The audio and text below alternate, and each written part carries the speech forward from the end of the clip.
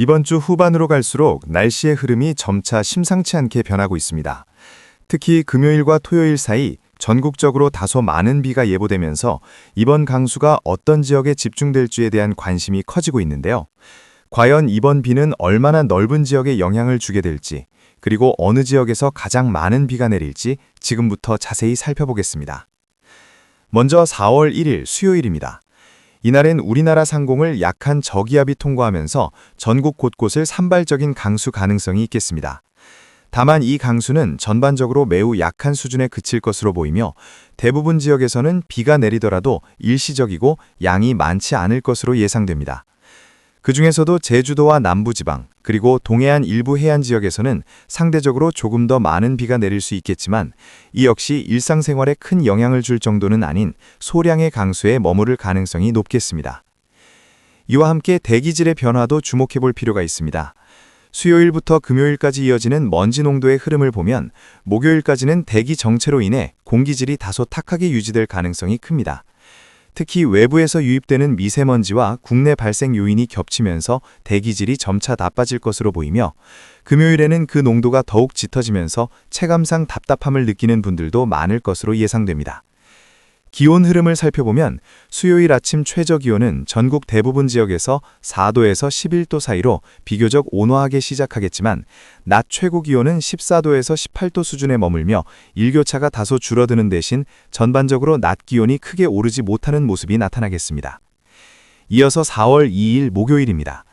이날은 새벽 시간대를 중심으로 복사 냉각 현상이 뚜렷하게 나타나면서 아침 기온이 크게 떨어질 가능성이 있습니다.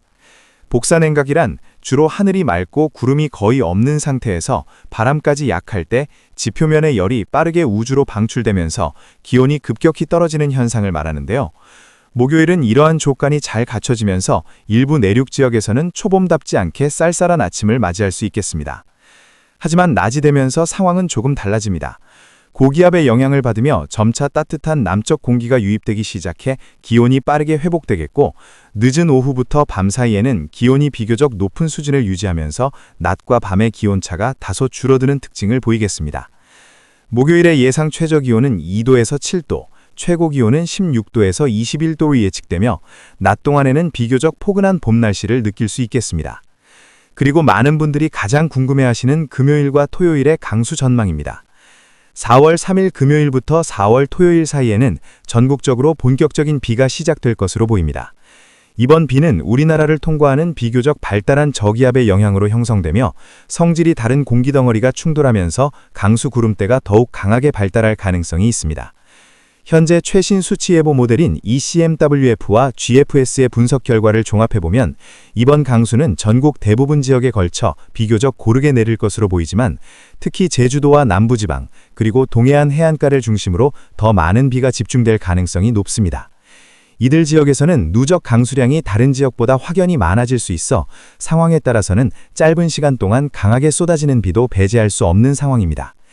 또한 이번 강수는 단순히 양만 많은 것이 아니라 지속시간도 길어질 가능성이 있어 주말 외출이나 야외 활동을 계획하신 분들은 최신 기상정보를 계속해서 확인하시는 것이 중요하겠습니다.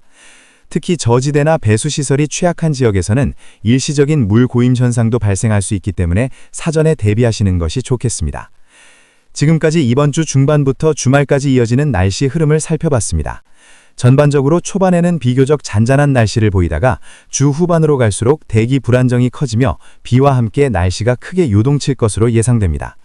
앞으로 발표되는 최신 예보를 계속해서 확인하시면서 변화하는 날씨에 대비하시기 바랍니다. 감사합니다. 이제부터는 금요일과 토요일에 예상되는 비를 중심으로 대한민국 각 지역별로 조금 더 자세한 날씨 흐름을 살펴보겠습니다. 먼저 수도권 지역입니다. 서울과 인천, 경기 지역은 금요일 오후 늦은 시간부터 비가 시작될 가능성이 높습니다. 초반에는 약한 비로 시작되겠지만 밤으로 갈수록 강수 구름대가 점차 발달하면서 토요일 새벽부터 오전 사이에는 비의 강도가 다소 강해질 것으로 예상됩니다. 다만 남부 지역에 비해 강수량 자체는 상대적으로 적은 편에 속하겠지만 긴 시간 이어지는 비로 인해 누적 강수량은 결코 적지 않을 것으로 보입니다. 다음으로 강원도 지역입니다. 강원 영서 지역은 수도권과 비슷한 시점에 비가 시작되겠으며 강원 영동 지역은 동해의 영향을 받아 보다 이른 시간부터 비가 내릴 가능성이 있습니다. 특히 영동 지역은 해안선을 따라 유입되는 습한 공기의 영향으로 강수량이 더 많아질 수 있으며 바람 또한 강하게 불 수 있어 체감 기온이 더욱 낮아질 것으로 예상됩니다. 충청 지역을 살펴보면 대전과 세종, 충북과 충남 지역은 금요일 오후부터 본격적으로 비가 시작될 것으로 보입니다. 이 지역은 비교적 넓은 범위에 걸쳐 고르게 비가 내릴 가능성이 크며 시간당 강수량은 크지 않지만 오랜 시간 지속되면서 누적 강수량이 증가하는 형태를 보일 것으로 예상됩니다. 전라 지역입니다. 광주와 전남, 전북 지역은 이번 강수에서 비교적 많은 비가 내릴 가능성이 높은 지역 중 하나입니다. 금요일 오전부터 이미 비가 시작될 수 있으며 특히 전남 남해안 지역을 중심으로 강한 비구름이 형성되면서 순간적으로 강한 비가 쏟아질 가능성도 있습니다. 토요일까지 이어지는 동안 누적 강수량이 크게 늘어날 것으로 보여 주의가 필요하겠습니다. 경상 지역 역시 이번 비의 주요 영향권에 들어갑니다. 부산과 울산, 경남 지역은 금요일 이른 시간부터 비가 시작되어 토요일까지 이어질 가능성이 높으며 남해안과 인접한 지역에서는 강한 바람과 함께 많은 비가 동반될 수 있습니다. 경북 내륙 지역은 상대적으로 강수 강도는 약하지만 동해안 지역은 수증기 유입이 활발해지면서 강수량이 증가할 가능성이 있습니다. 마지막으로 제주도입니다. 제주도는 이번 강수에서 가장 많은 비가 예상되는 지역 중 하나로 꼽히고 있습니다. 금요일 새벽부터 이미 비가 시작될 것으로 보이며 지형적인 영향까지 더해지면서 비구름이 강하게 발달할 가능성이 큽니다. 특히 한라산을 중심으로 한 산지 지역에서는 매우 많은 비가 집중될 수 있어 짧은 시간 동안 강한 강수가 나타날 가능성도 배제할 수 없습니다. 이처럼 지역별로 강수의 시작 시점과 강도 그리고 누적 강수량에는 차이가 있지만 전반적으로 전국 대부분 지역이 이번 비의 영향을 받게 될 것으로 보입니다. 또한 비가 내리는 동안에는 지역에 따라 일시적으로 천둥과 번개가 동반될 가능성도 있으며 일부 지역에서는 돌풍이 불 수 있어 안전사고에 각별한 주의가 필요합니다. 특히 해안가와 산지 그리고 교량 위를 통행하시는 분들은 강풍에 대비하셔야겠습니다. 이번 강수 이후에는 날씨가 다시 한번 크게 변할 가능성도 있습니다.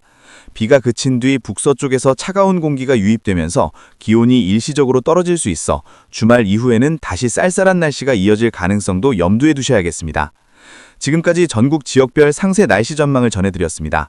계속해서 변화하는 기상 상황에 주의하시고 최신 예보를 수시로 확인하시기 바랍니다. 감사합니다.